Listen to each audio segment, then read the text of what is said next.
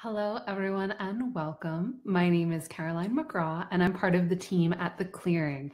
And The Clearing is a non-12-step dual diagnosis residential addiction treatment center, which is kind of a mouthful. So when people ask, I like to tell them it's a place where we teach people how not to hate themselves anymore. That's what it really comes down to.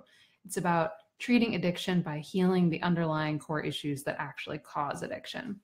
But today we're going to talk specifically about dysfunctional relationships and whether they are dominating your life. So first, let's talk about what the definition of dysfunctional relationships is.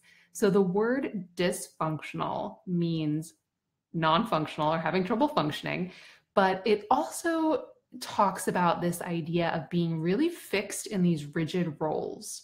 So if you have a relationship where you feel like you can only play a certain role, for example, you can only be the listener and the other person is the talker, or you can only be the person who helps and you can't ever receive help in that relationship, then you're dealing with some dysfunction. Because in healthy, life-giving, sustaining relationships, there's a flow, there is a sense of ease and freedom, there's give and take, there's trading off. One person talks, the other person listens, and then they switch. That is the hallmark of a healthy relationship. And obviously, we're humans, we live in the real world. It's not always going to be perfectly balanced all of the time. But in general, if your relationship is characterized by that give and take, then it's probably healthy and functional. And if it's really rigid and you feel like you have to stay in a box in order to be in that relationship, then it's probably dysfunctional. So what are some of the ways they look in the real world? Dysfunctional relationships look like control, compulsion, jealousy, possessiveness, manipulation, drama, games. They look like the relationships that you talk about with the people that you actually trust. You're like, why did this person do this? I don't understand what's happening here. They're the ones where you see the self-help titles in the bookstore and you think, oh my gosh, I think I need to read that because I think that's my life. That's probably another sign that your relationship is dysfunctional if you're walking around a bookstore and seeing titles and they're jumping out at you. And when I think about healthy relationships, to contrast it, I love Martha Beck's line. Dr. Martha Beck has this great line that real love always seeks to set the beloved free. So if you're in a relationship where you feel that someone is trying to limit your freedom, or vice versa, if you're the one trying to limit someone else's freedom, then that is a dysfunctional relationship. But if you're both seeking to love and support each other and set each other free to be the best people that you can be, then that is a healthy and functional relationship. But let's talk about how does this tie into addiction? And the real key point I want to share here is that dysfunctional relationships both contribute to and result from substance abuse. So I'll say that again. Dysfunctional relationships both contribute to and result from substance abuse and addiction. So what does that mean? Well, first of all, research tells us that when we measure family dysfunction on various psychological scales, the more dysfunctional the family system, the more likely the children and teens in that system are to become addicted. So there's a direct relationship between dysfunctional relationships and the development of addiction. And there are many reasons behind this, but one of them is that when we are not able to be healthy and connect with other humans in our lives, with the people that we love, then we're much more likely to reach for a substance and try to connect with that instead. There's a great TED Talk by Johann Hari called Everything You Know About Addiction is Wrong. And in that talk, he shares this idea, which is backed by research, that we humans are wired to connect. And when we can't connect with other people, when we're blocked from interpersonal connection, we're much more likely to turn to substances and form a connection with those. So that's a really helpful way of thinking about addiction because it takes the shame and the stigma away. It's not, oh, you're weak and you have no willpower, so you're addicted.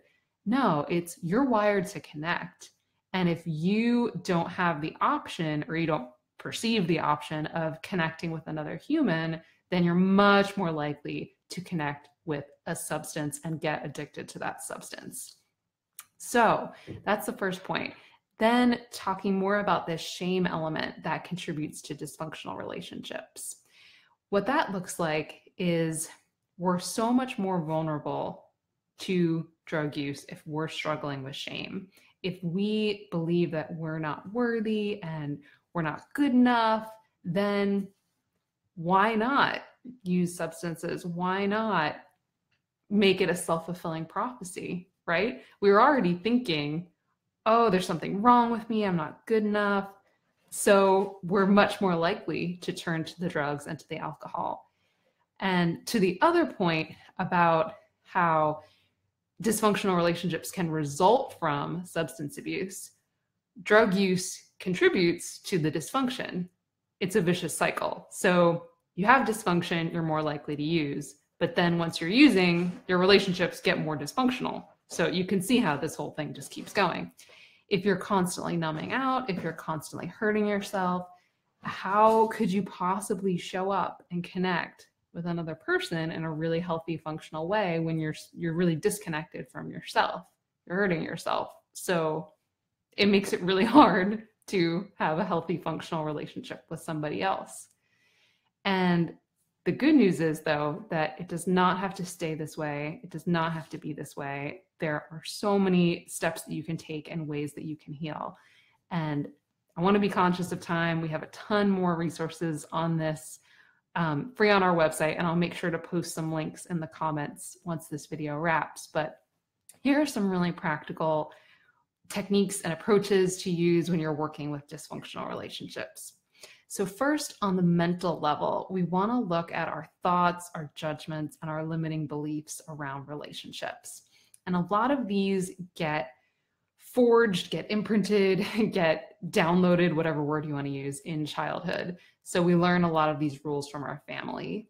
And some of them could be, I have to be perfect in order to be loved. Or if I take time for myself, it means that I'm abandoning other people. So working with the mental level means making a lot of these subconscious rules a bit more conscious, and working with techniques to help you to question your snap judgments and question your limiting beliefs. So some modalities that are really helpful here are cognitive behavioral therapy, which is CBT, and rational emotive therapy, which is RET. And again, I'll post some more links in the comments that if you want to read more about these, you can pursue that. And then on the emotional level, working with dysfunctional relationships, the key here is really to learn how to offer yourself the love, the compassion, the understanding, the support that you want from that other person that you're in a relationship with. And don't misunderstand, this is not to say that we don't need each other and we don't need relationships, because we absolutely do. But we need to come into those relationships with a sense of groundedness and rootedness within ourselves. Because if we're looking for those other people to constantly validate us and constantly give us this affirmation that we're okay, then that can lead to all kinds of dysfunction.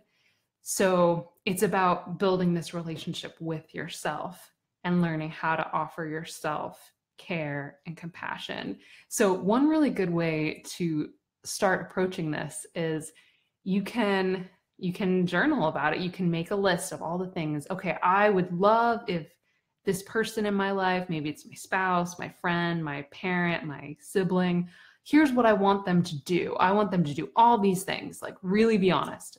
Okay, I want them to do the dishes. I want them to show up on time. I want them to use with me. I don't know, like pick whatever you want them to do. And then once you have those things listed, think about, how would I feel if they did these things? How do I think I would feel? So if my spouse did the dishes, how would I feel? If my partner would drink with me, how do I think I would feel? How would I feel?